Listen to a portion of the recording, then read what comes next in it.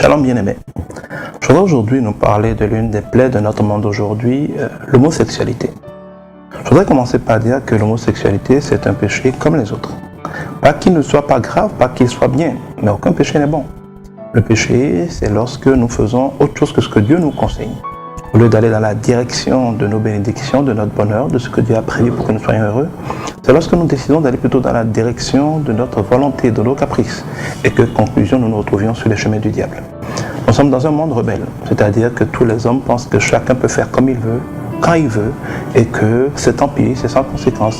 Nous pensons qu'alors que nous n'avons pas créé le monde et que nous ne sommes pas maîtres de nos vies, nous pouvons réinventer les choses comme si la vie dépendait de nous. Dieu a créé des hommes et des femmes, nous estimons qu'on peut avoir que des hommes ou qu'on peut avoir que des femmes, et que c'est la même chose. Il a prévu qu'on fasse des enfants d'une certaine manière, on pense qu'on peut le faire dans des laboratoires et que ça ne change rien. Ce n'est pas vrai. Tout indique que chaque fois que l'homme essaie, sous prétexte de progrès, de faire comme il veut, les choses se passent mal. Nous croyons qu'au lieu de prier, il nous faut des médicaments pour guérir. Bien aujourd'hui, il est démontré que la plupart de nos problèmes sont créés par les médicaments que nous avons pris en croyant qu'ils réglaient un problème. L'homme, sous prétexte de progrès, n'a fait que compliquer les choses, n'a fait que rendre le monde encore plus pénible, encore plus dangereux.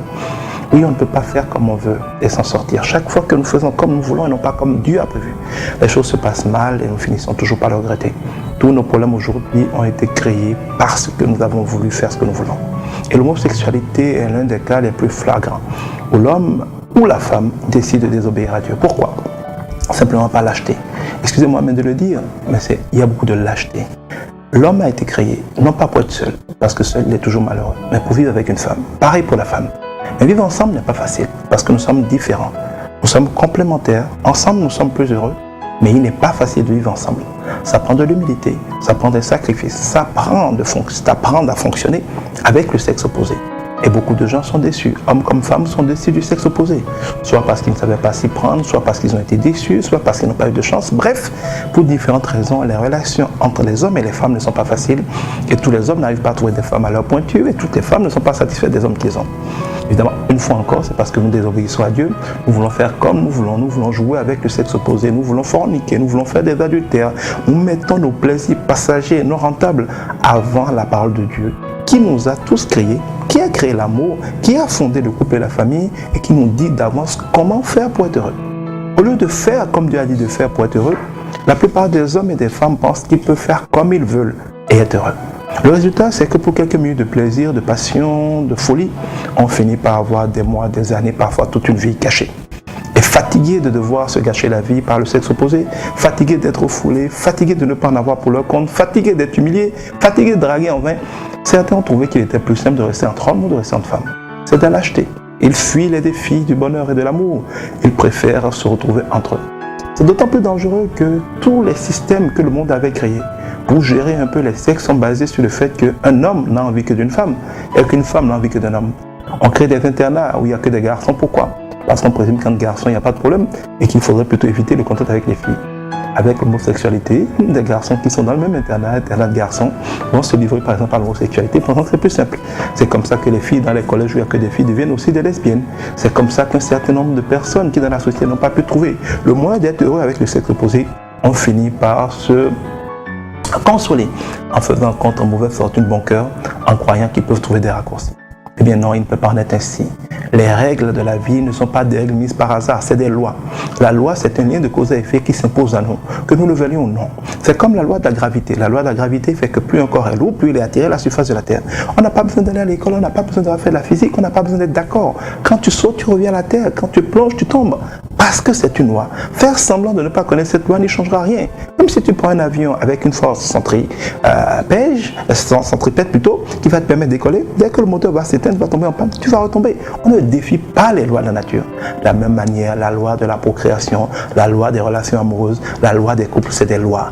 Personne ne peut les défier sans en payer le prix. C'est faux, vous êtes hypocrite, excusez-moi, vous mentez de dire qu'avec un homme est aussi heureux qu'avec une femme. C'est pas la peine, parce que vous êtes trop lâche pour construire des relations avec des femmes, de faire semblant de vous contenter des relations avec les hommes. Ça ne vaudra jamais la même chose. Et c'est pareil pour les femmes. Les femmes ont beau jouer les lesbiennes entre elles, faire semblant de ne plus avoir besoin des hommes. D'ailleurs, j'ai remarqué que dans les femmes, les lesbiennes sont souvent des bisexuels. Ça veut bien dire, pourquoi les gens sont bisexuels. On va parler des homosexuels, maintenant il parle des bisexuels. Mais parce qu'être homosexuel, c'est pas si simple que ça, c'est pas si doux que ça, c'est pas si intéressant que ça. Arrêtez d'être lâche. Donnez la main à Dieu. Regardez à la parole de Dieu. Vous trouvez comment être heureux au lieu de fabriquer de n'importe quoi, au lieu de fabriquer des aberrations pour essayer de vous donner la paix. Vous n'aurez jamais la paix. Vous ne serez jamais heureux en violant les lois de la nature. Mais je voudrais dire maintenant à tous nos frères, à tous nos sœurs, tous ceux qui ne le sont pas, d'avoir compassion pour ceux qui le sont. Certains disent qu'on est créé comme ça, c'est faux. Il n'y a pas de destinée de pécheur, il n'y a pas de destinée d'adultère, de fornicateur, pas plus qu'il y a de destinée d'homosexuel. Personne n'a été créé par Dieu pour être un homosexuel. C'est faux, ça n'existe pas, ça n'a rien de génétique. On apprend aux gens à aimer, on apprend aux gens à faire les choses ou à ne pas les faire, et on apprend à être homosexuel. On apprend aujourd'hui par les films, même par les dessins animés, à nos enfants à être homosexuels. On sort des livres pour leur dire qu'il est normal de se marier entre garçons et de se marier entre filles. C'est la société qui apprend aux gens à trouver normal ou anormal quelque chose. Et quand on dit aux gens qu'il est normal d'aller dans le même sexe, le jeune homme qui est frustré dans ses relations, qui a du mal à trouver une copine, va se dire pourquoi pas. Peut-être que c'est parce que moi je suis fait pour être homosexuel. La jeune fille qui n'arrive pas à trouver un copain, qui n'arrive pas à trouver un mari, va se dire qui sait, peut-être que moi je suis fait pour être heureuse avec les femmes. Et le diable se mêlant tout ça détruit les gens. Personne n'a été créé pour être homosexuel. Il faut bien que ce soit clair. Mais pour autant, Dieu déteste le péché, hait le péché, mais il aime le pécheur. Dieu ne déteste pas plus les homosexuels que les adultères, que les tueurs, que les voleurs, que les brigands. Un péché, c'est un péché. Et la parole de Dieu nous dit qu'il n'y a pas de petit péché, de grand péché. Il n'y a pas de demi-péché, de gros péché. Un péché, c'est un péché. Il y a péché chaque fois que nous faisons ce que nous voulons, et non pas ce que Dieu veut. Et Dieu dit que celui qui a péché contre un seul commandement a péché contre toute la loi. Pour Dieu, un péché est donc un péché. Autant Dieu ne veut pas qu'on vole, il ne veut pas qu'on tue, il ne veut pas qu'on mente, il ne veut pas qu'on fasse de la fornication, de l'adultère, il ne veut pas qu'il y ait de l'homosexualité. Dieu déteste le péché, mais il aime le pécheur. Et il veut que le pécheur se répande et vive. Parce que quand nous péchons, même si nous mentons, nous détruisons toujours quelque chose dans notre vie. Nous détruisons notre joie, nous détruisons notre dignité, nous détruisons notre courage, nous détruisons notre paix, nous détruisons notre... Beaucoup de choses dans nos mœurs, sans compter que parfois nous risquons l'enfer. Dieu ne veut pas que quelqu'un aille en enfer. Il ne veut pas que quelqu'un ait une vie détruite. Il ne veut pas que quelqu'un vive malheureux. Et pour cela, il dit, je veux que le pécheur se répande. C'est-à-dire qu'il se détourne de sa mauvaise voie, qu'il reconnaisse qu'il est en train de se mentir, qu'il reconnaisse qu'il est en train de se détruire, qu'il revienne au pied de Dieu et dit, pardon Seigneur, j'ai péché, aide-moi à vivre une vie normale. C'est parce que rien ne va dans ma vie que j'en suis venu là, aide-moi à vivre une vie normale. Dieu est miséricordieux. Il ne veut pas la mort du pécheur. Il n'éteint pas la lampe qui vacille. Il ne plie pas ou ne casse pas le roseau qui est déjà en train d'être courbé. Il veut que les gens arrêtent de pécher pour arrêter de souffrir et lui laisse l'opportunité de les bénir. Je voudrais vous dire qu'homosexuel ou non, vous n'irez pas en enfer si vous vous repentez. Parce que Dieu dit que si celui qui fait le mal arrête de faire le mal et commence à faire le bien, Dieu va le bénir. Dieu vous veut comme des enfants prodiges. Revenez à la maison, arrêtez de fuir la vérité, arrêtez de vous mentir, arrêtez d'essayer de vous cacher, arrêtez d'inventer une vie qui n'existe que dans vos fantasmes. Revenez à la réalité, donnez la main à Dieu, il vous aidera à retrouver la paix, il vous aidera à construire une vie normale.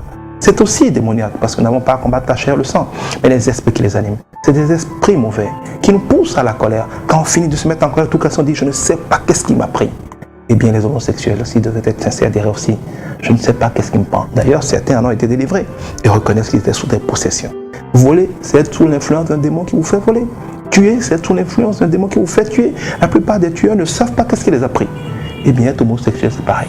Je suis sûr qu'ils ne savent pas ce qui les prend. Et il faut qu'ils aient le courage de l'admettre et de dire au Seigneur, ils n'ont pas besoin de venir en public, Seigneur. Je suis fatigué de cette vie. J'essaie de fuir la réalité, mais elle est là têtue. Je ne veux plus vivre comme ça. Mais aide-moi à vivre comme les autres. Aide-moi à vivre comme les gens normaux. Aide-moi à aimer le sexe opposé, à trouver la personne que tu m'as destinée, à bâtir avec lui un couple heureux. Demandez-le à Dieu, dans l'intimité de votre cœur. Dites-lui, viens à mon secours. Je ne sais pas comment. Je ne peux pas en sortir moi-même. J'ai été trop loin. Mais je sais que toi, Jésus-Christ, tu le peux. Invoquez-le. Demandez-lui de le faire. Et si vous croyez qu'il le fera, vous verrez. Il va vous en délivrer. Vous en perdrez vous-même l'envie. Vous en aurez vous-même du dégoût. Et il organisera les temps et les circonstances pour convenir à la vérité. Vous n'êtes pas dans une fatalité. Vous n'êtes pas dans une maladie incurable. Ce n'est pas génétique. Vous êtes piégé par la vie. Vous êtes piégé par le diable. Dites non au diable. Revenez à Dieu qui n'attend que de vous bénir. Que Dieu vous bénisse et que la paix de Dieu soit avec vous. Vous n'êtes pas pire que les autres hommes. Mais vous risquez pire que si vous continuez ainsi. Que Dieu vous bénisse.